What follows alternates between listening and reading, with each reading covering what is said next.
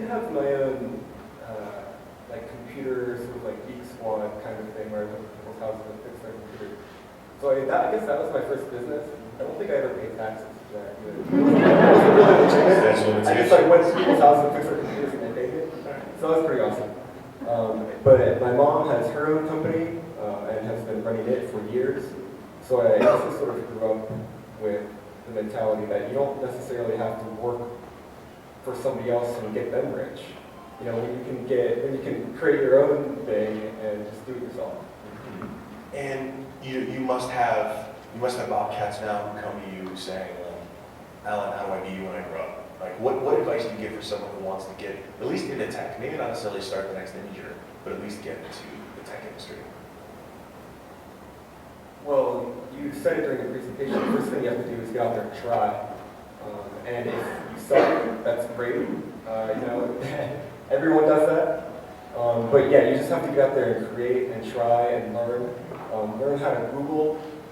That's super important because not everyone knows. I mean, you basically hit on everything during the presentation. Like nobody knows like anything, and so you have to be able to learn that and be able to Google and find out the information. And if the site or imager, I guess, goes down, you know, what do? Well, you start from someplace and then you Google the problem and then you end up on some Stack Overflow thing and you go from one thing to the next. And eventually you find the solution, but you just have to get out there and try. And I mean, I guess that's about it. Well, there is this. I've seen this come up time and time again on the tour. I think there are a lot of undergrads or just a lot of students, people who might assume that like you've memorized every function, you have like the great builders have it all just sort of mapped out, but we're all just using Google. Like we've all got access to the same tools, right? And you just get good at finding answers.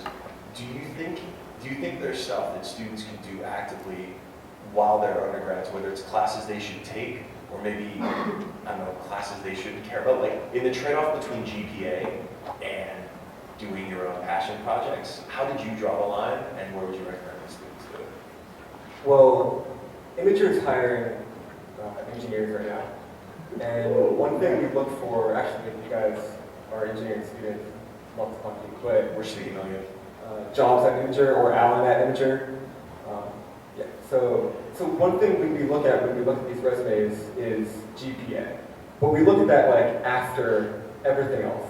Like after we've looked at your GitHub repository, like what are you actually doing on the internet? What are you actually creating? And one of the first questions we ask is, so what are you excited about? Like what are you creating right now? What are your personal projects that you're excited about? We skip over the job, like where are you working? We're like, what are you interested in? What are you actually contributing to right now? And if they don't have a GitHub repository, if they're not contributing to open source code, if they're not actually out there doing something, then it doesn't look very good. And so then, like the GPA and like the classes that you take, I feel like they're helpful in order for you to actually create. But we don't really look at that when we look at to actually hire you. We just want to know what you're out there doing. Professors are gonna love this. What do you think about my push for learning the code? Am I crazy? No. Okay, so everyone needs to learn how to code. Yeah. Just give it a go. Yeah, and then come work for me. That would be crazy. Everything's going. Can you talk about the advantages that you found starting Imager here? Whether it's the community, just geographically, regionally, like let's talk about it because, like I say, it's not like these ideas don't just come out of Harvard or Stanford dorm rooms. Like that's just preposterous. Can you talk about some of the great assets of being here? Yeah, well, just today I learned about a bunch of entrepreneurial services that are here that weren't here when I went here. So that's definitely moving in the right direction. But one thing that I picked up from Ohio and from the people here are really down to earth and really nice. And the people in Silicon Valley aren't necessarily. Sometimes they feel like they know everything and they get sort of like a big head about them or something. And people can pick up on that. Like you're not fooling anyone. And so just I guess one thing that I just like picked up by being in Ohio and being in Athens is that mentality. Like just sort of the go with the flow and down to earth, like Hopeful mentality, I think. And that really, really helps you out. Like when you're like in big meetings or something like that, people know that you're an honest guy, and that really speaks a lot. So basically you guys are already being awesome. You're already doing it just by being here and being that type of people. See, and this is, I think, especially after the, WhatsApp. WhatsApp was such a big acquisition. Presumably you guys all heard about it, millions upon millions. But that was a startup. Neither of the founders really played the Valley game. Those were that was a team that was very concerned with just building a great product. I hope it continues. It seems like you guys are in a great position. Do you think there are things that are there big things you would have done differently now that you look back? And obviously, Image has been a huge success. How much traffic did you guys have last month? 130 million uniques and So 4.5 million pages. Bigger than that.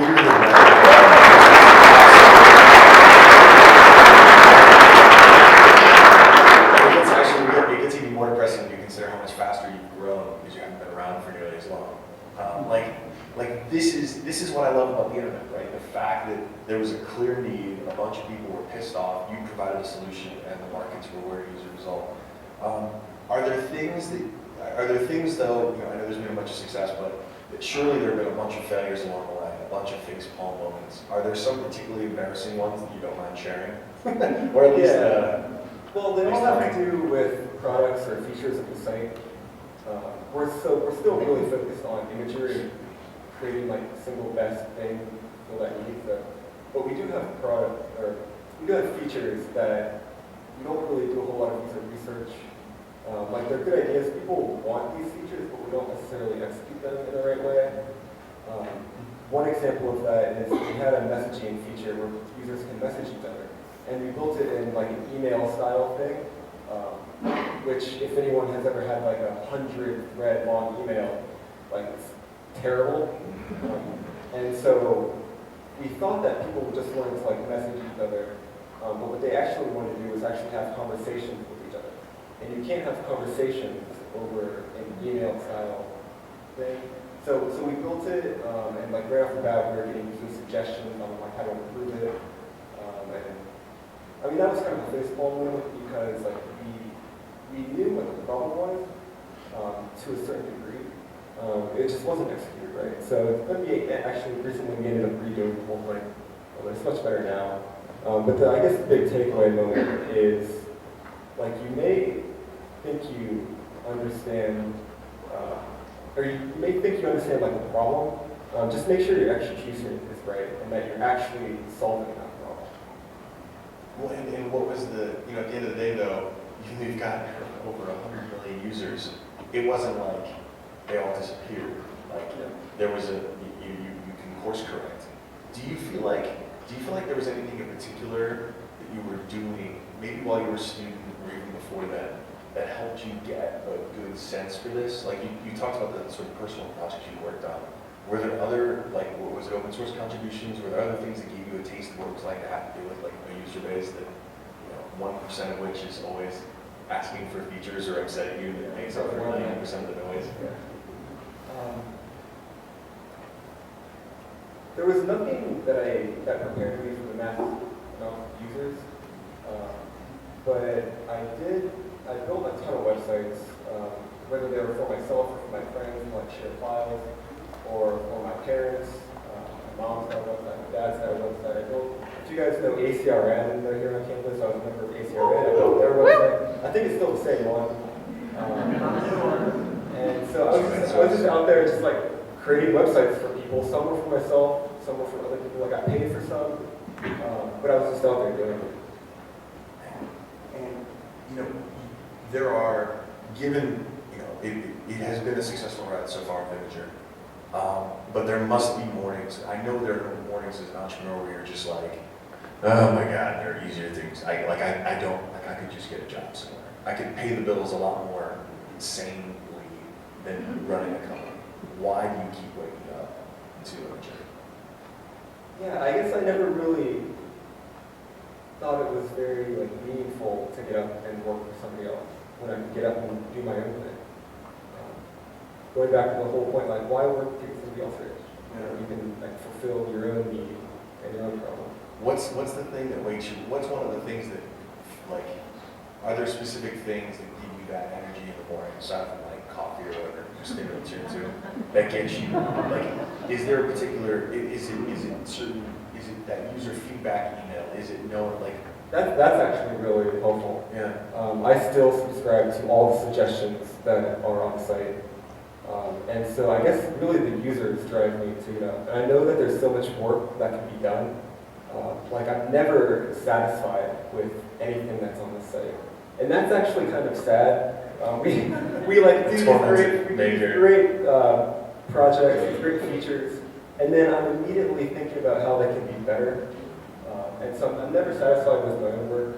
And so that's what gets me up in the morning, is to just make things better. Because I think there's a lot of lip service paid to, the whole change the world. Like there's a certain, and I myself talk about the impact that software can have, right? But it sounds like on even a much more basic level, there's like pride, right? And what does it mean to be able to work on something? Because look, so many people spend most of their lives working at other jobs to hopefully one day work on the thing they're that passionate about. What does it mean to you to be able to do that? I mean, you and I both been pretty spoiled, right? Since the day we graduated, we've only known projects of passion. Can you just talk a little bit more about that to really encapsulate it, what it means to you? Yeah, what does it mean to work on something that you're passionate about? Yeah, to take that pride. Yeah, I don't know if I can put that into words, actually. It's just incredible. I think it's just an incredible opportunity to get up and to actually really be excited about something. Or even if you're not, like sometimes the site goes down and I'm up at 4 in the morning and then I'm up at 6 in the morning because it went down again. And like those are like the rough times that just really suck. But then there are times like this when I get to actually come back to OU and actually speak to you guys. So I mean, it's just an